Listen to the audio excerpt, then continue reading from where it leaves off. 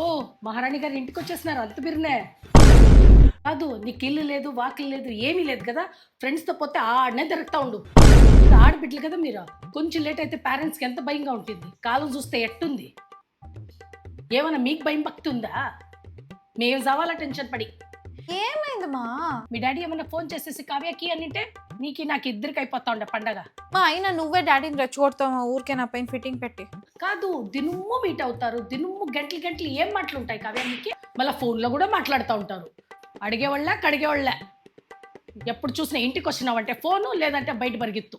ఇది ఇల్లు కాదు, లాడ్జ్ కదా. నీకు ఎప్పుడు కావాలో అప్పుడు రావచ్చు, ఎప్పుడు కావాలో అప్పుడు పోవచ్చు. అసలు నేను అట్లా అన్నానమ్మా. మీ అమ్మమ్మ తాత వస్తూ ఉంటారు, వాళ్ళ ముందర ఇట్లా ఆడినావు అంటే నిన్ను కాదు నన్ను ఉంచుతారు. ఫస్ట్ తీర్చిపెట్టిండావు బాగా బిడ్డని అనేసి. ఫస్ట్ ఆఫ్ ఆల్ నీ తప్పు కాదు, మీ డాడీ ఉన్నాడు కదా, కూతురు కూతురు అని తల మీద కూర్చొని పెట్టిండాడు. ఆయన అనాల. మా దాంట్లో ఏముంది మా? శృతి పాప ముందు ఉండు అనేది అందుకే ఉన్నానాడా.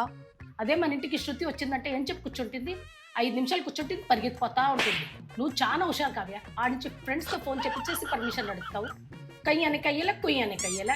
మళ్ళీ ఇంటికి వస్తావు నీకు ఇష్టమైనప్పుడు. ఈ ఫ్రెండ్స్ ముందు కారు ఉంచలేను కదా. ఈసారి ఎవరైనా ఫ్రెండ్స్ కూడా ఫోన్ చేయని, వాళ్ళు కూడా అవుతుంది సరిగ్గా. సరేలే, యాడికి పోను ఇంట్లోనే ఉంటావు ఓకేనా? ఇంకొంచెం హైట్ ఉంటే పట్టుకోలేకపోయామో నేను.